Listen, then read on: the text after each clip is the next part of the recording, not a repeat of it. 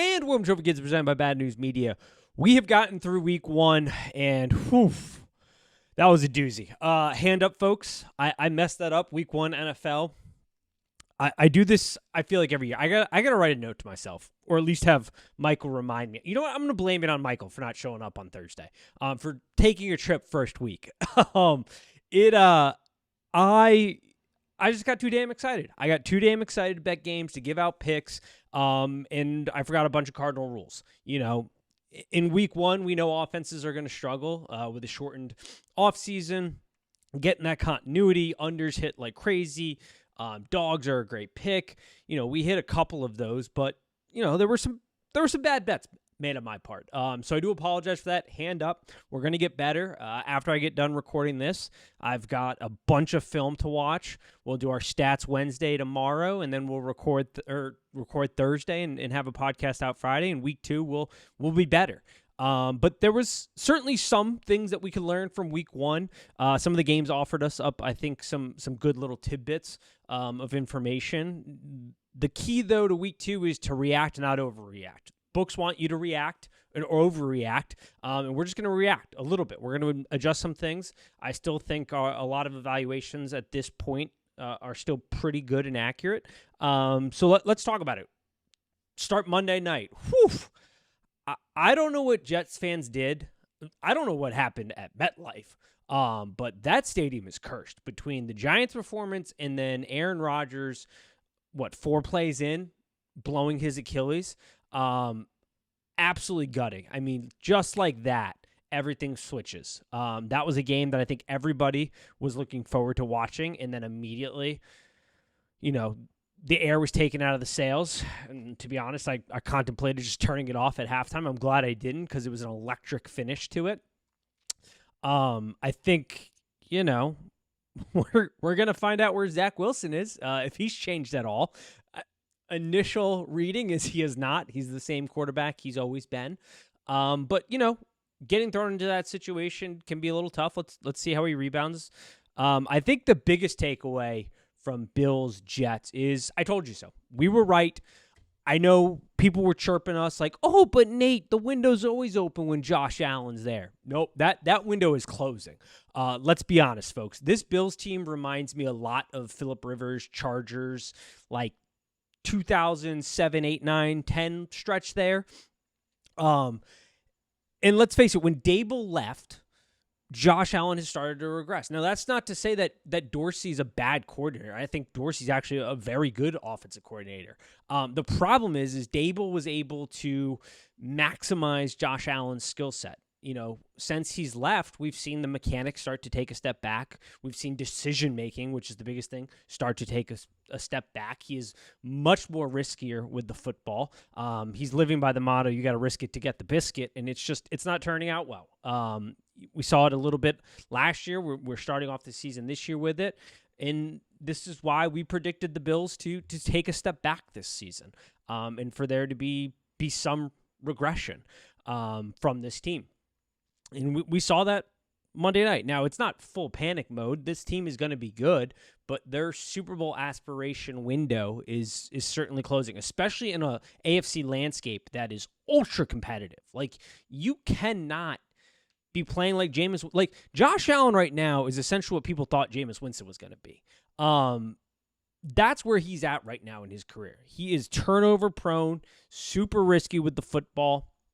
And this is a defense that is not going to, I don't think, be one that you can make a ton of mistakes and it be forgiving, especially in the AFC. With the quarterbacks you have to go up against, with the offenses that are there, you know, you can't be turning over the ball 3 times. He threw 3 picks to 1 player. I mean, what are we doing? So yeah, not a great showing for the Bills. Once again, can't overreact, but this is what we talked about when we broke down this division, was that the Bills were going to take a seat back this year. You know, there was going to be regression here. That if you've sort of been waiting to, and I said this about the Chiefs too, if you've been sort of waiting to short the Chiefs or Bills, this is probably a good season to do so. And we got to peek into that. Thursday night, we got a little peek into the Chiefs land. Now, some things have changed. Chris Jones, they immediately panicked, rightfully so, and saw, oh man, We need Chris Jones because they did, I thought, a very good job against the Lions defensively without Chris Jones. But we talked about just the difference without Chris Jones and how far back that defense slides, just last year when he was out. We broke that down when we broke down the Lions-Chiefs game, or when I gave out my pick for the Lions-Chiefs game, I'm sorry, on Thursday. But it's not panic in Chiefs land entirely. The AFC's harder this year. I think that the Chiefs have their hardest test yet. Travis Kelce already coming in banged up, but the thing we wanted to talk about the most with this team was the wide receiver room, and we saw that. Now, a lot of bad drops in that game. Lot of bad drops, and that was a pretty big swing in the Lions' favor. I think some of that will get cleaned up, but there are some serious question marks for Chiefs, and it seems to be pretty apparent that the philosophy of this Chiefs offense is basically just have a ton of speed dudes that can open up the top so that Kelce can work underneath. And without Kelce, there's a struggle there. But once again, Andy Reid is one of the best NFL offensive minds out there. He'd spent all offseason preparing for this Lions defense with Kelce in the mix. That game plan gets thrown out week of. I think they were slow to adapt, but I don't have any week-to-week concerns about the Chiefs here. Lions, on the other hand, I was a little disappointed. I mean, a big-time win. You had to get that win under the circumstances because this is a very emotional team. This is a team that feeds off of energy, especially the energy of their head coach. But overall, it was very sloppy offensively. I expected more from Ben Johnson, who I think very highly of as an offensive coordinator. Once again, I think the thing we also have to remember, though, it's week one, and offenses do take a little bit of time to gel, but it was weird to see Gibbs out so much and not in the game plan as much as we had initially thought. I think it was painfully apparent that outside of Brown, the wide receiver room is terrible, which we sort of expected coming into this season. We didn't get a chance to break down the NFC, which is my fault from a planning standpoint. But one of the things we would have talked about in the NFC North preview is that this wide receiver room is lacking a lot. Like, you've got one great player in Brown, Amon St. Brown. You're really desperately hoping that when Williamson comes back, that this wide receiver room is going to kind of take a step up. But it's lacking depth, to say the least. And I don't know how that changes, really. Jameson Williamson suspended. He comes back. That obviously changes some things, but you're going to need Marvin Jones to really step up. Reynolds was not great, I didn't think. You've got St. Brown. He's your best piece by far. Obviously, we knew that coming into the season, but I certainly think it's not Panic City. I think we're going to see Gibbs used a lot more as the season progresses, which they should use him a lot more. He's clearly a very solid weapon for this offense, but a little bit surprising of they were offbeat offensively. Defensively, though, I thought big step in the right direction. I thought defensively they played great. They looked very good scheme-wise. I liked a lot of things that I saw from them from that aspect. All righty. Let's talk a little Panthers, Eagles. Whew, Arthur Smith's going to love Robinson. That was my big takeaway. I was shocked by how conservative they were. There was a lot of talk in the offseason about them really opening it up here in Atlanta. That did not happen. I mean, you targeted Drake London once? That's got to improve. Like, we got to get that up. I wasn't a full believer that they were going to get super aggressive, but everything in the preseason, they were kind of talking about opening up this offense and how they were going to change some things up and airing it out more. Ultimately, I think Arthur Smith is who he is. This offense is going to look a lot like the Titans offense when he was the offensive coordinator there, especially with Robinson in the back, which is going to be interesting. Can Ritter take a step forward? Carolina Panthers, they were bad. I don't think anybody expected that they were going to be good. There's a lot of problems on that team. It's going to be hard to evaluate Bryce Young this year, I think, because he's got nobody. He's got no weapons. I mean, Thielen is a guy who's getting 4-yard routes, maybe, like working in that 5-yard route tree option, and that's about it. The offensive line stinks. Defensively, Brian Burns, I mean, we already knew it, but that man is a havoc chaos machine. I mean, he just gets after it. But I think this Panthers team is going to be a real struggle, and I think week to week we're going to see not so much the betting markets say, oh, we really like this team that they're playing. Like this week when they play the Saints, a little bit foreshadowing here. I think that we're going to see a lot of bets rolling on the Saints, not because people are necessarily buyers on the Saints, but they're more sellers on the Panthers, which is not going to be super uncommon. Bengals-Browns. I don't know how this keeps happening. The Browns are just the Bengals kryptonite at this point. They're their Achilles heel. I don't know how to explain it. I mean, defensive coordinators change, and the Bengals still struggle offensively. Now, it's week 1. Joe Burrow misses the preseason. The calf is probably not fully healthy yet, but still, I mean, that was a disaster of a game. And Joey B now moves to 1-5 against the Browns. We knew that defensive line for the Browns. We talked about it in the preview episode for this division was much improved, and they're going to be a real problem. And you've got Madman Schwartz as the defensive coordinator calling plays. That's already an improvement from a defensive scheme standpoint. So this Browns team defensively is going to be a real problem to deal with, I think, as the season progresses. And you got the bad weather, but both teams are playing with bad weather. And the Bengals, Zach Taylor, Joe Burrow, this offense, they cannot figure out the Browns defense. And I don't know how to make heads or tails of it. Obviously, I think they're going to be absolutely fine long term. It's 1 week, bad weather game. Joe Burrow took significant time off in the preseason due to the calf injury. So I'm not worried overall about it, but it's crazy. It's absolutely crazy how the Browns just absolutely have their number.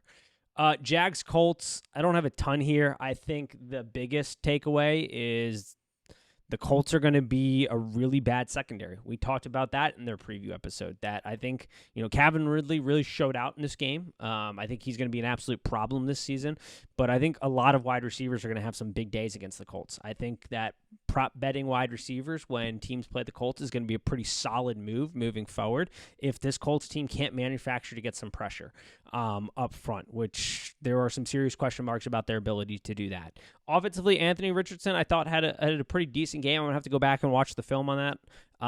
But overall, I thought that was pretty good. Welcome to the league. Got to protect yourself a little bit better. Took some pretty big hits. But overall, I thought he was pretty decent. Bucks, Vikings, my Buccaneers. Woo, starting off the season hot against the Vikes. This was an interesting game. This might make me a bad fan, whatever you want to say. I don't care. I very much want the Bucks to compete for the top pick because I can see where this is headed. We're in rebuild mode. Baker's not the quarterback of the future. He's going to mess around and win a couple games for us. But this is rebuild time. But it was nice to see a win. And I think if you are the Vikings, there are some reasons to be slightly concerned, not overly yet. But let's face it, the Bucks, we have a good front seven, and they got after Kirk Cousins. And I think that not having a run game and having Cook depart kind of showed itself in week 1. The struggles to not really be able to establish that run game had a pretty negative impact on this passing team's ability. I think long term they're going to be fine. You've got Justin Jefferson, you got Addison, who he's a player. I'm excited. I've got him on both my fantasy teams. Nobody cares about my fantasy teams, but I got him on both of those. He's a gamer. I think offensively the Vikings will be okay, but it's last year they won a ton of one-score games, and this year they now lose the first one-score game of the season. Defensively, there are certainly some questions, but I think the biggest question mark is that offensive line. Let's see what they look like here this upcoming week. It's going to be a pretty good test for them. Let's see if that offensive line can move forward. You got the Eagles. That's going to be a really tough game, prime time Thursday night. We know the defense that the Eagles brings to that is just insane. I mean, that defensive line is insane. I have some big concerns, but if the Vikings can step up just a little bit on that offensive line, it gives you a little bit of hope long term, I think. But overall, rough game. All right, Titans Saints. Whew. Tannehill's cooked. I mean, Tannehill is absolute. That's a real problem. My big takeaways there are, one, the Saints defensive line, phenomenal. We knew that. Very good defensive line. Titans offensive line struggled. Derrick Henry is. I don't want to overreact to week one, but this is looking like a cliff year. He looked a little old and slow, if we're being totally honest. Tannehill stinks. No surprise there. He's cooked. We'll see how long he stays before you test out Will Levis and give him a shot. But sorry, the nose itched and I had to take a drink of water there. Oh my god. That was overall rough. Saints, whew, man, the defense is going to be a strong point. Let's wait and see. Like we've been saying, offenses struggle week one. I don't know exactly what this is. What I'm really gonna have to go back and watch it again. I've actually watched about the first quarter right now in the consolidated version. I really want to watch Derek Carr here. I don't know. We got to wait and see on this one. I'll be watching very intently this week the Saints. 49ers Steelers. My bad, guys. I missed big on Steelers +3. I really thought they were going to be able to hang in there. They're closer. Not the case. 49ers are a juggernaut. I mean, it's arguably one of the best, if not the best rosters in football right now. The real question was, how is Brock Purdy going to hold up, and how is that elbow going to hold up? And turns out it's just fine. I mean, this offense it's a quarterback-friendly offense. We know that. The biggest thing that it requires is you need to know where to go with the football and be on time with it. It's why they've been number one since 2018 in yak yards. If you can hit a wide receiver in stride and you know where to go with the football based on the scheme and the defense that they're playing, you're going to be very, very successful. Kyle Shanahan does a great job of scheming this up. Brandon Ayuk, phenomenal. I've also got him on both my fantasy teams. Nobody cares, but still got him on both my fantasy teams. We didn't get to talk about this division in the preseason divisional breakdowns. Once again, my bad for scheduling on that part, but he was a guy we were going to highlight because it really felt like this was a year that he could take a step forward. And his route tree was great. He is going to be an absolute threat. You pair that with CMC in the backfield. You still got Debo. I mean, this offensive line is definitely looking pretty good. It was very interesting, though, on Brock Purdy's part, and I thought it was very impressive because Brock Purdy saw pressure on 44% of his dropbacks, and yet he still had a top 10 week in EPA. He maneuvered very well in the pocket, I thought. We'll want to see that offensive line to continue to take steps forward, but I thought that was really impressive. Steelers offense, that was slow. It was bad. If you watched them preseason, you definitely thought that they were going to be a little bit more aggressive with it. But Matt Canada turtled and went back to his old self there. It was slow. Kenny Pickens, we said this in the preseason breakdown. The bet the Steelers are making is that Kenny Pickens is going to be a gamer. Like, he's going to be one of those guys that isn't the best in practice, doesn't maybe have the greatest attributes, but when it's time to go, he gets going. And that was not the case. I mean, that was a rough one. I'm going to hold complete judgment right now on it. I'm not super optimistic about the Steelers this season. We know Tomlin just finds ways to win. He'll probably find ways to win this season. Watt is an absolute just wrecker of games. Like I said, the Steelers still manage to get 44% pressure on dropbacks in that game. Got to do a better job converting on those pressures. But whew, tough. 49ers are going to be tough out. That Giants 49ers game in 2 weeks, my God. I mean, just start, if you're a Giants fan, just start pulling out the rosary beads or whatever God you pray to, football gods, other gods, start praying because this 49ers defense, holy moly, they're going to eat the Giants alive. Cardinals, Commanders. Cardinals defense, for having a bunch of nobodies, essentially, played pretty well. Now, part of that, I think, is also the Commanders, Sam Howell having a couple head-scratching moments, to say the least, getting used to a new system. But the Cardinals defense looked pretty decent, for having been stripped for parts and clearly tanking. Looked pretty decent.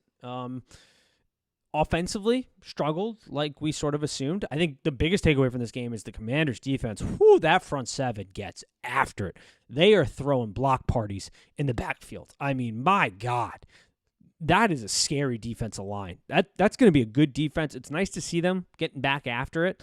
Little dip off last year compared to what we sort of expected. But this could be a really good, fun defense. Texans, Ravens, a bit of a struggle. I was really high on the Ravens coming into this season. I'm still pretty high on the Ravens offensively because I really like Todd Monken. I think as it advances, it's going to get better. It just takes time. It's not unusual week one to struggle offensively, especially in a new system.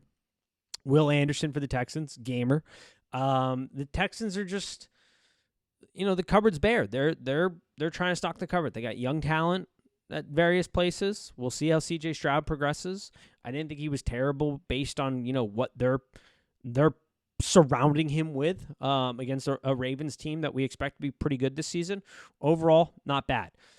All right, Packers-Bears. Oh, man, I'm sorry, Bears. The Packers are just destined to haunt your nightmares. I mean, they are destined to be the monster every night for you for the rest of time, I guess, because Jordan Love showed up. And sure, he made a couple bad throws, but overall looked really good. I have some very, very big questions about this Bears team. Didn't love the head coaching hire. First of all, wasn't a big fan on that part. But more so, at what point, Bears fans, are you going to start to question Poles? I know he is like the beloved son right now, but it feels like everybody's taking flack except for him.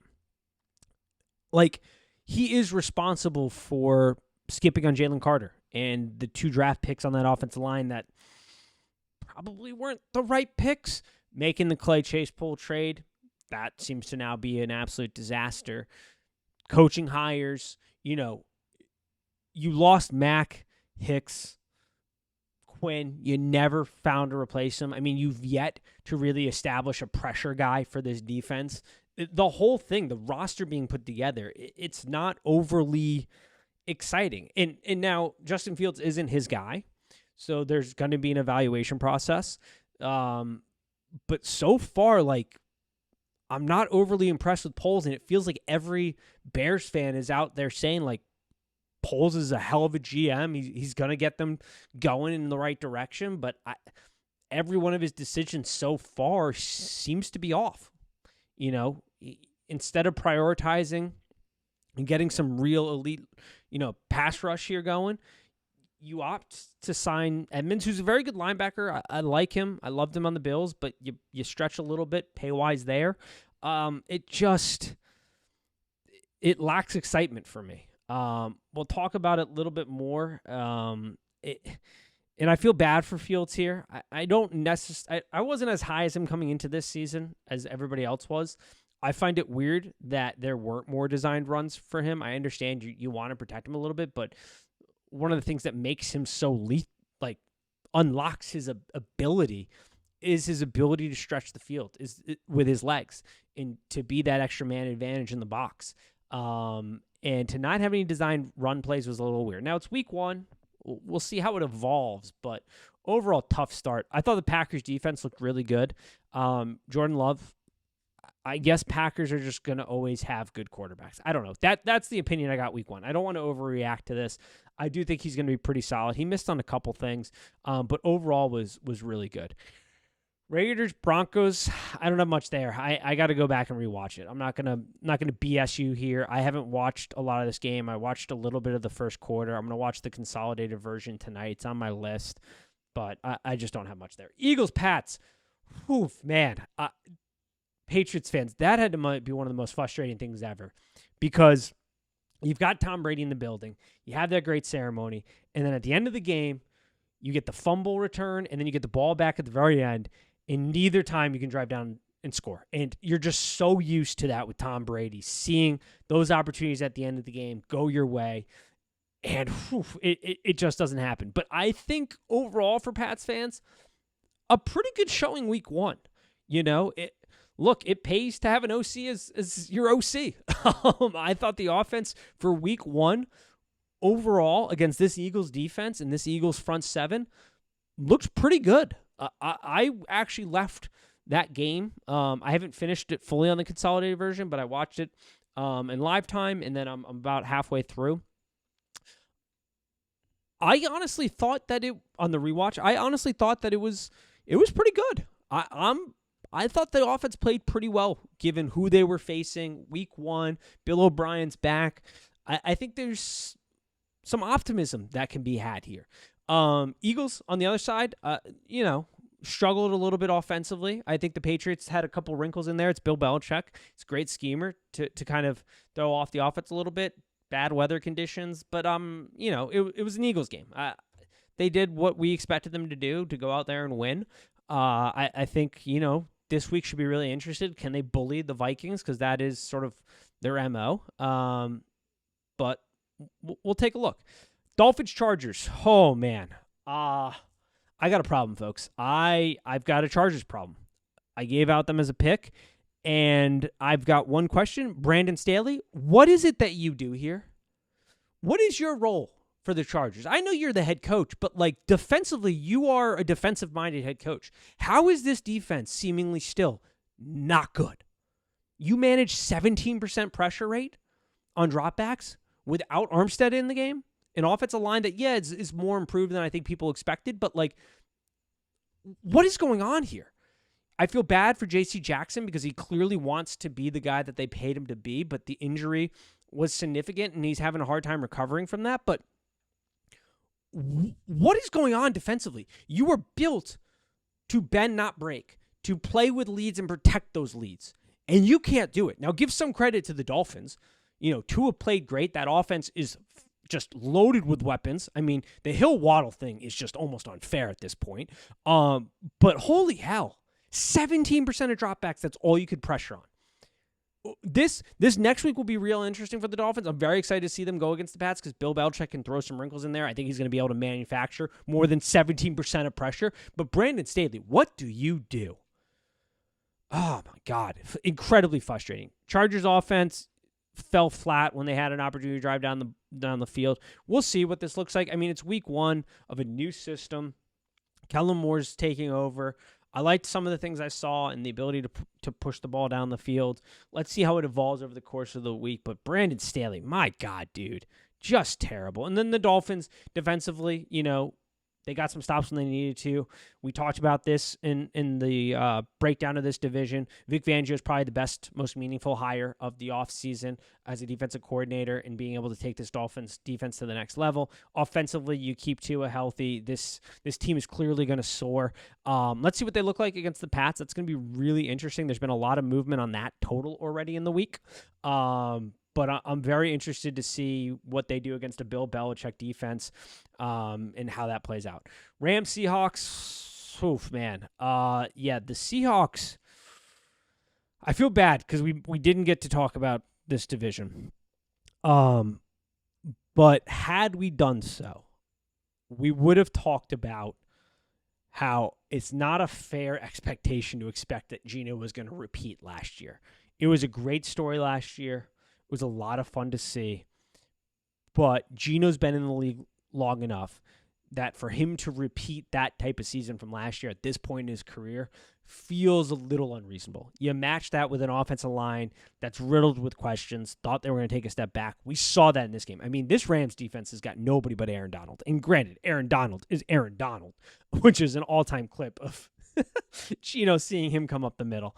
But it's not like I think we could look back at the end of the season and the Rams could be in the bottom tier of defenses in the league, and it would not be all that shocking. And yet they looked phenomenal here. That second half was just vomit-inducing by the Seahawks offense. Defensively, against this Rams offense, good for Matthew Stafford. I didn't think he had that in him at this point. 334 yards of passing offense. Awesome for him. Let's see what that looks like as the season continues. I'm not very optimistic about the Rams. This is one of those teams. Do not overreact, folks. Make a small adjustment. The offense was better than expected, but do not overreact to this Rams win. The Seahawks are, I don't think, to snuff compared to the public expectation. Cowboys-Giants, that was the most embarrassing game I've ever seen in my 30 years of being on this planet. The Giants offensive line, same question as I had to Brandon. What do you do? Evan Neal stinks. And there have been reports that he was really struggling and that it was so bad that they were sort of looking for potential alternatives, but they just couldn't find anything. This is a real problem. I gave that pick out as the Giants. I apologize. That was so bad. That was one where I really needed to talk it out, and unfortunately we didn't record last week, and so we didn't talk it out. And I took the home dog in a divisional game, and that was a mistake. This Cowboys defense showed out. They're a really tough front seven. Got a ton of turnovers. That's great. I don't. I think it's funny. Mike McCarthy is coming out and taking credit for this offense. The offense wasn't overly impressive. I mean, it's a bad weather game, but nothing to write home about offensively. I didn't think Dak had a particularly great game. Sure, he didn't have to do a whole lot given what the defense was doing and how much the defense was scoring, but not overly a great game. So a little weird. Let's see how this Cowboys offense progresses. Defense is going to show out. It's going to be a really good unit once again. A lot of talent from a pass rushing standpoint. I mean, if you don't have your shit together as an offensive line, the Cowboys are going to absolutely rock you. That is very apparent. Let's not overreact though to the Giants. Let's regroup a little bit. This Cardinals game is a get right game. Let's see how they can kind of regroup and come together. But the good news for a Giants fan is it can't get worse. I mean, quite literally, it can't get worse. There were things that were happening in that game that you barely see over the course of the season, and they got it all out in one game, which, oh man, I don't know what's going on with MetLife. You clearly got some ghosts. Call the Winchester boys. Get an exorcism going in MetLife, because that place is just a doozy if you are a New York sports team. But what I was talking about as far as things happening, Sunday night with the Giants, lost by 40 plus, lost the turnover battle 3-0 or worse, got out-sacked 7-0 or worse, threw a pick six, had a blocked field goal for a touchdown. No team has ever done that in a season, and the Giants did that in one game. That is by Bleacher Report. So, yeah, I mean, it can't get much worse for the Giants. I feel like let's see how the public plays. We'll talk about it on the Friday show, obviously. We'll break it down, the Cardinals-Giants game, but I feel like there could be a little bit of overreaction here from a market standpoint, and let's see how it goes. Overall, week one's in the book. Was not a good week betting-wise. We apologize for that. Raffle will be back on. We'll talk some things out. We're going to be better. I got a ton of film to watch, ton of stats to break down tomorrow. It's going to be better. We know, you know this. If you've been here since the beginning, the last 4 years, we have a proven track record. We've never finished the season negative in the NFL. Our best bets, worst season last year was at 58%. Usually we're above 60. It's going to be fine. But week one was a disaster, and I apologize. That's on me. I got over my skis. I got too excited. I didn't stick to the basics, and that's my fault, and I apologize for that. I lost money as well. So I do apologize for that. We appreciate the support. We will be back for full game breakdowns released on Friday, recorded Thursday. It's going to be a good season, folks. And as always, peace.